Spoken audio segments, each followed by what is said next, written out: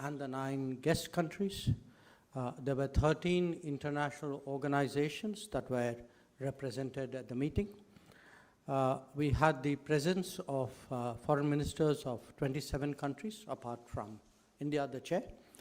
And 2 countries, the Republic of Korea and Japan, were represented at the Vice Minister, the Minister of State level, which I believe is actually the largest gathering of foreign ministers hosted by the G20 presidency. Now, in the morning, we were addressed by the Prime Minister virtually, and I think some of that is on public, actually that is on public record, right? And for those of you who may not have seen it, he gave us some pretty forthright advice and I would say strong guidance on what the foreign ministers should do at the meeting. If I were to sum up what the Prime Minister told us, there were 5, to my mind, important points. One, he noted that multilateralism is in a crisis today, and in terms of preventing future wars and fostering international cooperation, which were its 2 primary tasks, it had failed. The second point he had made was that it was important to give a voice to the global south because the world was seeing a lot of countries actually regressing on their sustainable development goals pathway. We were witnessing unsustainable debt. These were countries who were most affected by global warming, and therefore it was particularly important to hear them. The third point he made was that the discussions, which we were just beginning at that time, he recognized that these discussions were affected by the geopolitical tensions of the day. But he asked us all as foreign ministers to remember that we had a responsibility for those who were not in the room. And therefore, he urged that we draw inspiration from India's civilizational ethos and focus not on what divides us, but on what unites us. He then spoke about the challenges that we should address, which included, of course, the impact of the pandemic, the lives lost in natural disasters, the breakdown of global supply chains, debt and financial crisis, challenges of resilience in healthcare systems, in infrastructure, in economies. And finally, he asked us as foreign ministers to trust in our collective wisdom and ability and to rise above our differences. So I mentioned this at some length because this was very much the spirit in which we approached the discussions today. Now, we had 2 sessions really of meetings, and the topics range from strengthening multilateralism, ensuring food and energy security, development cooperation, and the second session was on counterterrorism, global skill mapping, humanitarian assistance and disaster response, as well as women-led development. Now the G20 ministers, after the discussions today and the negotiations which preceded it, we have agreed to issue a common position where the G20 as a group has come together and arrived at a consensus on many important issues. So this has been adopted this afternoon as a chair's summary and outcome document. This would hold us in good stead as we move forward with other working group meetings of the presidency and of course in preparation for the summit which would take place in September. Now what I'd like to do is really share some of the key takeaways from the outcome document and our discussions. These include, one, of course, the strong sentiment with G20 countries expressed on the need to strengthen multilateralism in the context of the dramatic changes in the global order. The G20 recognized in the context of the UN the essentiality of reforms and the need for reinvigorated multilateralism. Two, the important principles of international development cooperation, such as host country ownership, equal partnerships, tailoring such cooperation efforts with local needs. These were some aspects highlighted by the G20. They also touched upon the need for MDBs, the multilateral development banks, to mobilize additional financing and welcomed efforts to provide additional financing for sustainable development goals. The outcome document also stresses upon the need to have reliable food and fertilizer supply chains, as well as resilient and sustainable energy supply chains. In the context of global food and energy insecurity, this, we believe, is a very important message. I would also like to highlight that the foreign ministers unequivocally condemned terrorism in all forms and manifestations and recognized that all acts of terrorism are criminal and unjustifiable. They called for strengthening of efforts to deny safe havens to terrorist groups, freedom of operations, movement and recruitment, as well as financial, material, or political support. The G20 also reflected upon the threats arising from the misuse of new and emerging technologies and highlighted the importance of strengthening international cooperation in that regard. For the first time, the G20 foreign ministers considered and discussed the topic of counter-narcotics and called for inclusive and strong international cooperation in this regard. They also discussed the topic of global skills mapping, and this was in the context of the changing nature of work. They recognized that well-integrated, skilled workers benefit not only in their country of origin, but also the destination country where they may happen to be employed. The G20 also accepted the need to strengthen international cooperation in the field of humanitarian assistance and disaster risk reduction. This will be further discussed in the working group on this particular subject, which has been newly set up by the Indian presidency. Now, as you all know, women-led development is one of the key priorities of the Indian presidency, and it has been personally highlighted by the Prime Minister. After due deliberations on the G20 table, the foreign ministers affirmed the need to put gender equality and empowerment of women and girls, including their leadership, at the core of our efforts for inclusive recovery. Important discussions on global health were also held.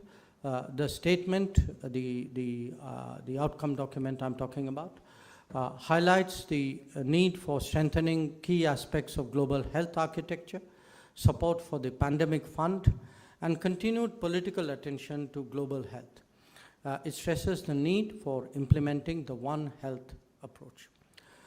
The foreign ministers addressed climate action in the context of common but differentiated responsibilities and urged developed countries to fulfill their commitments to deliver on the goal of jointly mobilizing $100 billion per year urgently and through to 2025 to tackle climate change. Now, despite the challenges of the divergent positions on the conflict in Ukraine, the G20 foreign ministers were able to come to a consensus on addressing these key challenges that I have just mentioned. As the Prime Minister urged, we did indeed focus more on what unites us than what divides us. You would also see that it has been our endeavor to ensure that the voice of the Global South is heard on the G20 table, and that is why India had organized the Voice of the Global South Summit in January this year, in which I think 125 countries participated. So the agenda for the foreign ministers meeting, as well as the outcome document, has very clearly taken forward the priorities of the Global South.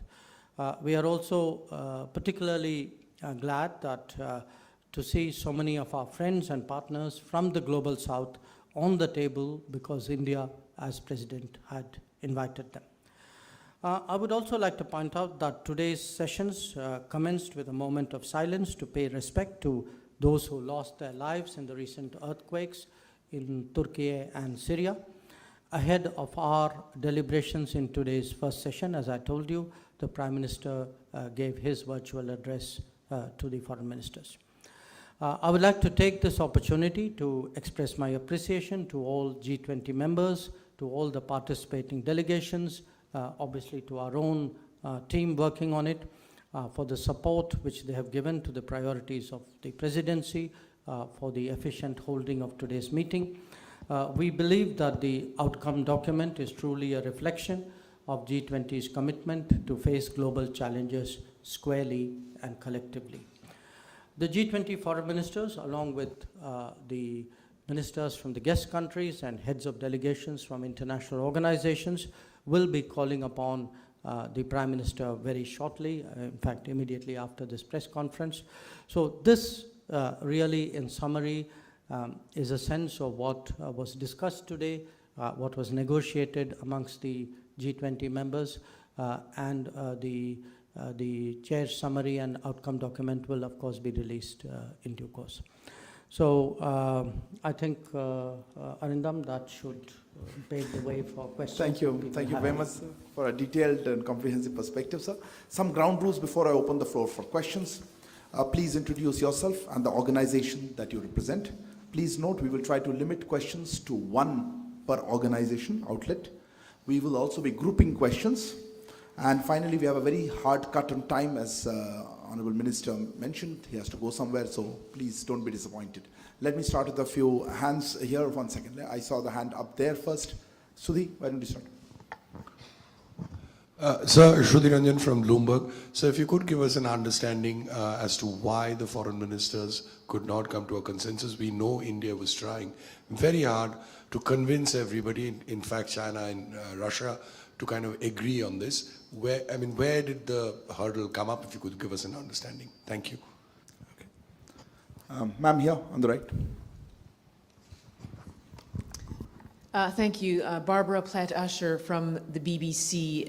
The Russians issued a statement after a meeting between China and Russia on the sidelines of the event, in which they criticized the West for employing blackmail and threats and interfering in the internal affairs of other countries.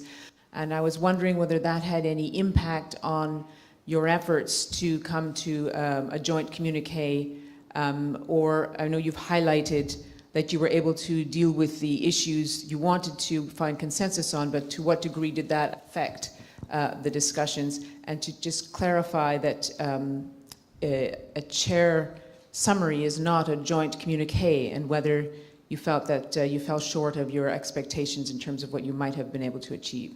Thank you. Thank you. Right here. Yeah. Sir, Rishikesh from PTI. My question is the Russia-Ukraine conflict potentially derailing aspirations of a global South under India's presidency, sir? And especially India's concerns about Indo-Pacific region, Chinese aggression Sorry, in the Indo-Pacific region. Could you clarify your question? Sorry. My question is You the got it. Okay, fair enough. Siddhant, go ahead.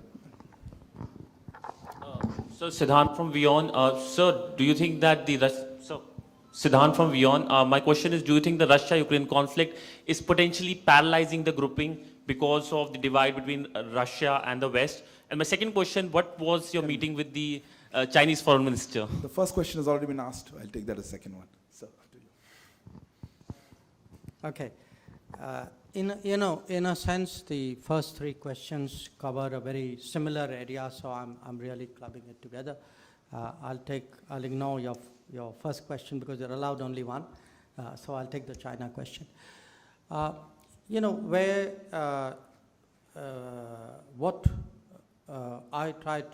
The picture which I was sharing with you was the G20 delegations, members, the negotiators, the ministers. We met, we discussed, the officials also obviously negotiated. Now, there were a very large number of issues on which there was agreement. And in fact, if you look at, the detailed picture that I have presented to you, there was agreement on various aspects of strengthening multilateralism, on promoting food and energy security, on climate change, climate action, ensuring biodiversity, on gender issues, on global health, on counter-terrorism, on new emerging technologies, counter-narcotics, how do we go about with development cooperation. So there are, I would say, I don't want to put a percentage on it because that's not a fair way of depicting, a collection of issues.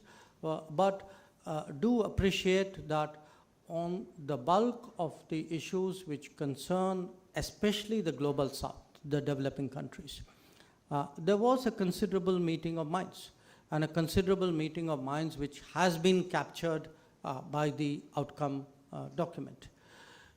Now, the question, why was, did we fall short of expectations? Why is it called what it is? If we had had a perfect meeting of minds on all issues and captured it fully, then obviously it would have been a collective statement. But there were issues, and I think the issues, I would say, very frankly, concerned the Ukraine conflict, on which there were divergences. So on the bulk of the issues, we were able to get an outcome document. There was a chair summary because there were differences on the Ukraine issue which we could not reconcile between various parties who held differing positions. Now, is the conflict impacting the global south? Of course it is. I mean, it's not something new. In fact, India has been saying this very strongly for pretty much close to a year, that this is affecting. In fact, today in my own session, I actually used the word saying, for much of the global south, this is a make or break issue. That the costs of fuel, the cost of food, the cost of fertilizer, the availability of fertilizer, which means next year's food, these are all extremely pressing issues. And if you see some of the countries who were already struggling with debt, who were already impacted by the pandemic, for them, this conflict, the knock-on effects of this conflict coming on top of that has been really, damaging is a very, very mild word. So it is a matter of very, very deep concern for us, which is why we have kept the focus in this meeting very much on the concerns of the global south. We feel these are the most vulnerable countries. It's not realistic, it's not credible to talk about the future of the global economy and the multilateral order if we are not able to really address and focus on the issues of those who are most in need. So that's been broadly the approach. So just to sum up, I would say in terms of the outcome document, which we will be putting out very, very shortly, you will see that, the bulk, there is, almost, I would say, 95% in terms of paragraph agreement. And it is just on 2 paragraphs that we were not able to get everybody on the same page or same para, as you might call it. On the China meeting, I met Minister Chingang on the sidelines of the conference this afternoon. It's our first meeting after he took over as foreign minister. So we spent, I don't know, maybe about 45 minutes talking to each other. And the bulk of our conversation, understandably, was about the current state of our relationship, which many of you have heard me describe as abnormal. And I think those were among the adjectives that I used in that meeting. We have, there are real problems in that relationship that need to be looked at, that need to be discussed very openly and candidly between us. That's what we sought to do today. We also had a brief discussion on what was happening in the G20 framework, The thrust of the meeting was really on our bilateral relationship and the challenges in the bilateral relationship, especially that of peace and tranquility in the border areas. Sorry, let me take another round of questions, if you have, sir. Yeah, one more round. Okay. There, yes, please. No, there, please. Dr. Jaishankar, Mujib Bashar from the New York Times. Although the statement may have fallen short, as you said, because of divergent opinions, in the context of the role that India could play to bring the sides together on the Ukraine war, there are reports that Secretary Blinken and Sergei Lavrov may have met on the sidelines of G20. Are these the kind of positive efforts that did happen, and India facilitate conversations like that to bridge the gap? Would you confirm that? One second. Akhilesh. Akhilesh, yeah, microphone. Sir, I'm Akhilesh Suman from Sansad TV. You told about global skill mapping and related issue. What do you mean by that, and how it was discussed, and what is the outcome on this? I had one question. Sorry, yeah, please, yeah. Yes, sir. No, not you, behind you. Good afternoon. I'm Emerson Lim from Central News Agency of Taiwan. As most countries are focusing on Russia-Ukraine conflict, Taiwan Strait is also another flash point in this region.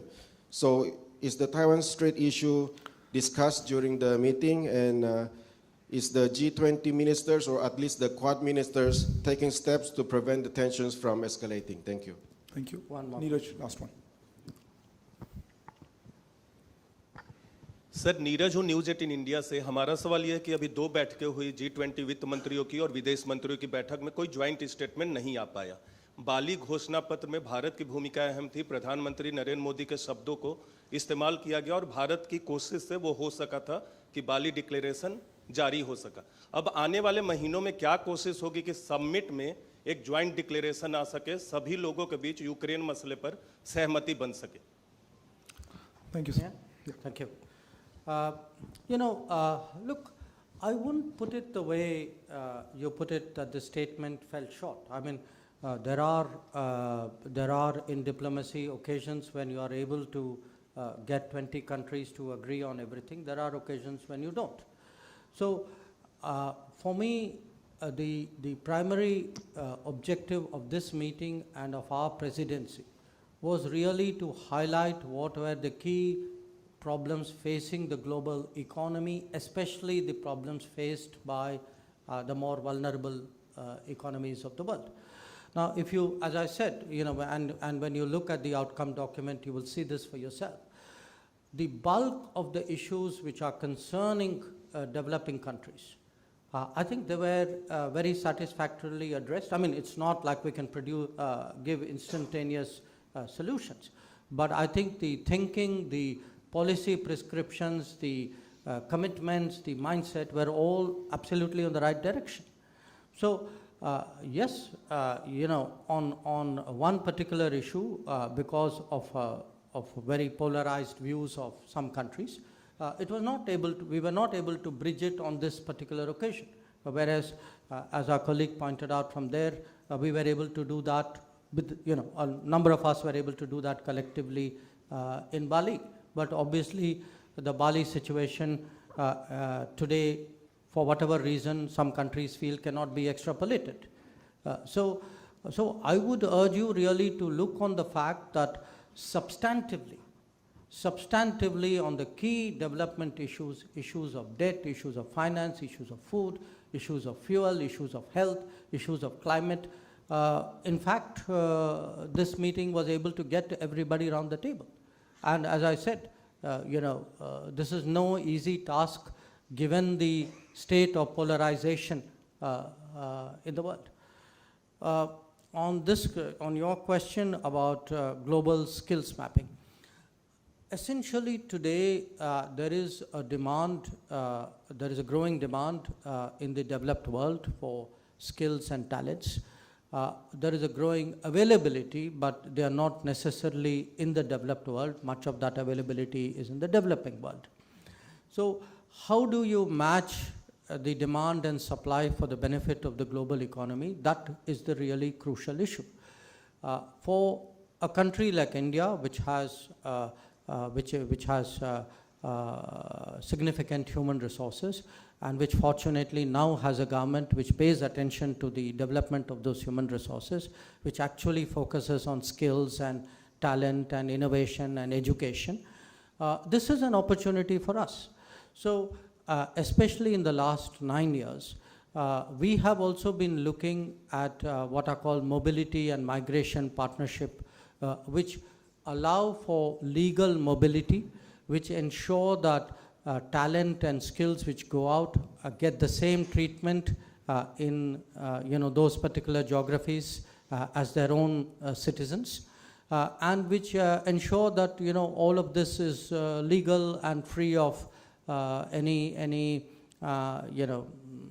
sort of illegal activities. Now, it's not just India. I'm citing India because we are among the countries where, very active in this. But there are other countries as well.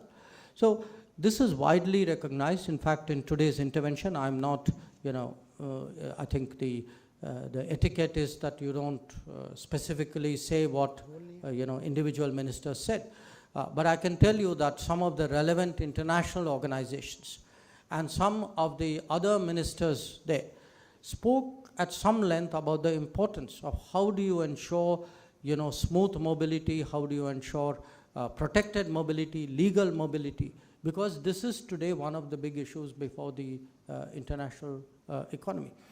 On the Taiwan Straits issue, I think the answer is very simple. No, the matter was not discussed today. जो आपका जो सवाल है कि बाली में हम लोग जो हैं उस समय माने हमारे कारण ही नहीं, हम सब मिलके, हमारा योगदान तो था ज़रूर उसमें कि हम लोग उस समय वहाँ सहमति बना पाए. अब क्या हुआ है कि बाली के बाद अभी जो है दुनिया में काफ़ी कुछ घटनाएं हुई हैं. अब जो G20 के सदस्य जो हैं, जो इस मुद्दे के साथ जो जुड़े हुए हैं, उनके इस मामले में अलग अलग विचार हैं. और हम जो हैं इस बार उनके विचार माने उनके बीच में इतना गैप था कि हम लोगों ने प्रयास तो की, पर प्रयास के बावजूद हम जो है इस समय सहमति बना नहीं पाए. तो आप देखेंगे कि जैसे हमने बेंगलोर में किया था, वैसे ही जो बाली में जो तय हुआ है उसी को हमने दोहराया है. और हमारी जो सोच है कि G20 के ज़्यादा सदस्य जो हैं वो अभी भी बाली के जो आउटकम जो था उसके साथ वो जुड़े हुए हैं. So essentially he asked me saying, he asked me saying that why were you not able to carry forward what happened in Bali, and I explained that given the state of polarization, given presumably developments which have happened since then, we found that positions were very far apart, and we tried very hard. We were not the only country who tried. The G20 works very, very collectively, but we were not able to bridge the gap. But I want to conclude by highlighting one very important point. In the past, for quite a few years now, G20 foreign ministers have met. This is the first time that the G20 foreign ministers have produced an outcome document. The outcome document, I think, reflects consensus and cooperation and collaboration on a very vast number of issues that are particularly important today for the international community, for the global south. So very frankly, I think it's a good day's work that we have done, and I'm very happy to share it with you. Thank you. Thank you very much, sir. Thank you also, Foreign Secretary, sir, and Su Sherpa Abhay. Thank you all for joining us today. Good evening.